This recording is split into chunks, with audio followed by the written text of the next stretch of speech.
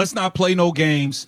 Kevin Stefanski should be fired. This here is another fireable offense. We have Browns head coach Kevin Stefanski, who has officially benched starting guard Wyatt Teller for being honest about Shedeur Sanders not receiving reps from the Cleveland Browns. Wyatt Teller was honest about it. He was loud with his support for Shedeur Sanders, and he's now being punished for it by Kevin Stefanski. This is crazy. We got to get into this. Welcome to Keep the Vision. Make sure you like, comment, subscribe, share the channel, hit that bell notification, and hype the video as always. Let's get right into this. I got a video to play for y'all.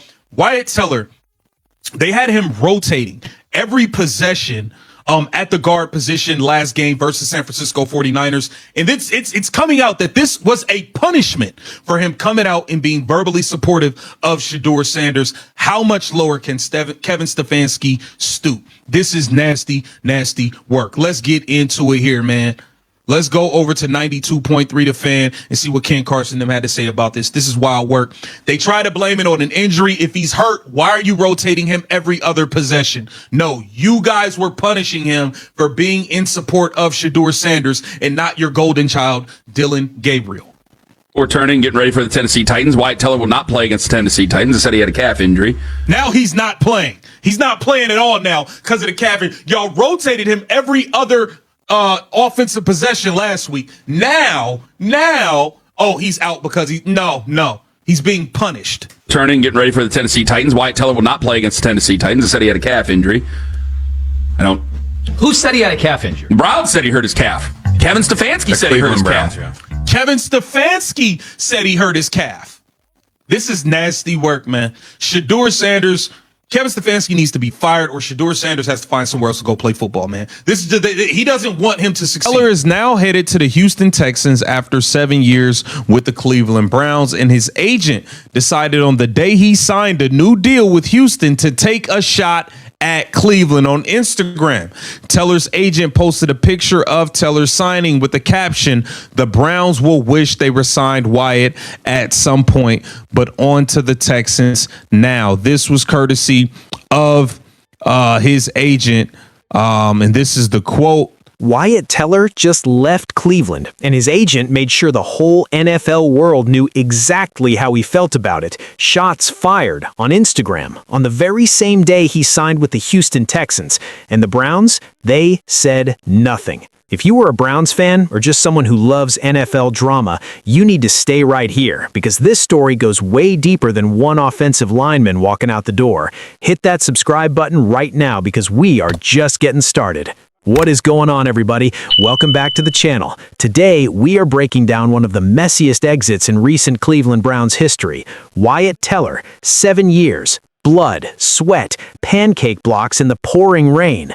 Gone, just like that. Signed with the Houston Texans, and on the very same day he put pen to paper in Houston, his agent went on Instagram and left Cleveland with a message they will not forget.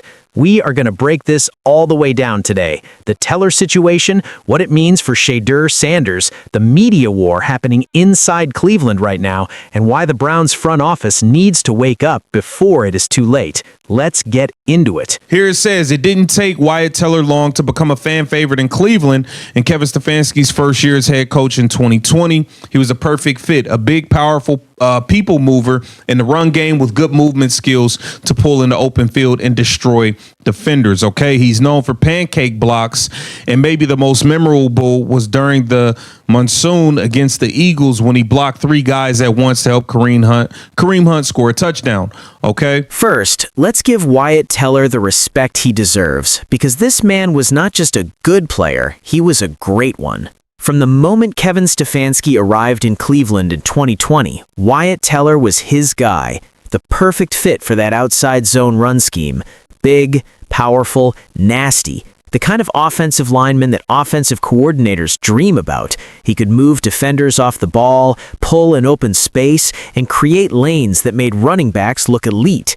But the moment that truly defined Wyatt Teller for Browns fans, that game against the Eagles. In the middle of a monsoon, pouring rain, slippery turf, miserable conditions, Teller threw a pancake block on not 1, not 2, but 3 defenders at the same time to spring Kareem Hunt into the end zone.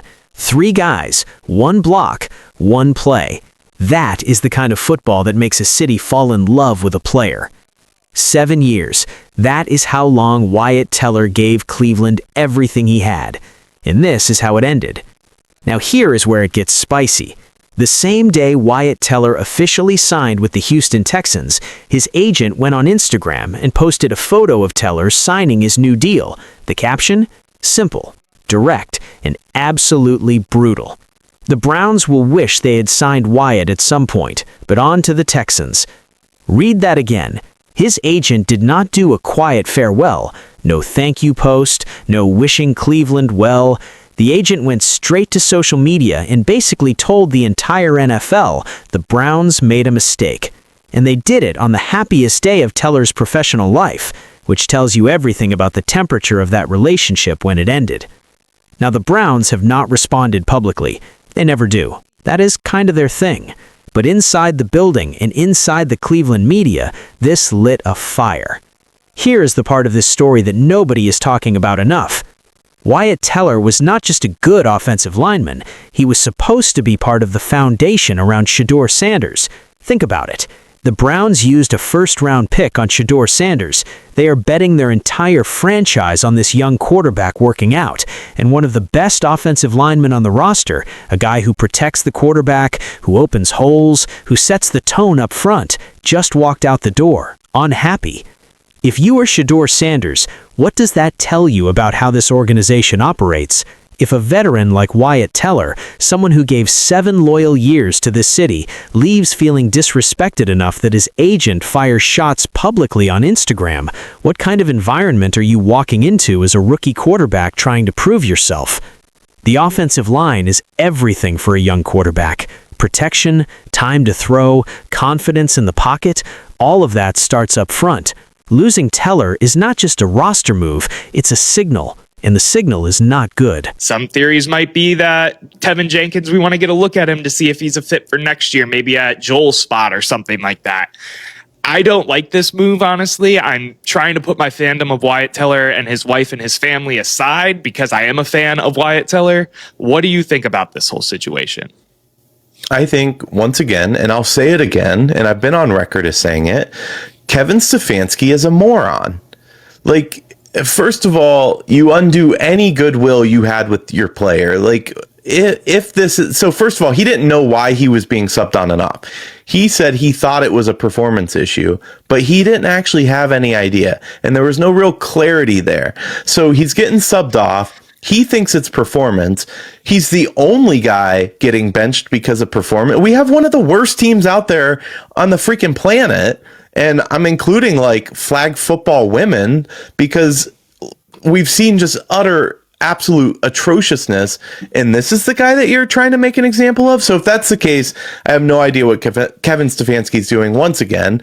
And it's anybody's guess. Sister, but you have a bunch of people in the Cleveland Browns, Cleveland media that are very upset, very butthurt, much in denial about the situation. And my man Earl the Pearl laced this thing up perfectly as he addressed it. Let's take a listen. It's a sense of frustration internally and externally from some of the conversations that we have, some of the segments that go on about the quarterback situation, because every time Nick throws out a name, it's a name that is... Yeah. Now, on top of all of this, there is a full-on civil war happening inside Cleveland sports media right now, and it is all about Shedeur Sanders and the quarterback position. One side, guys like Nick Wilson, keep floating hypothetical trade ideas, Jalen Hurts, other big names, throwing out scenarios that get fans excited and clicking. And look, from a radio perspective, that is entertaining content. Sports radio was basically built on those bar conversations, the crazy trade idea your friend throws out, and suddenly everyone is arguing about it for 2 hours. That is fun. There is nothing wrong with that. But then you have voices like Earl Pearl, who came on air and said something that every Browns fan needs to hear clearly and calmly.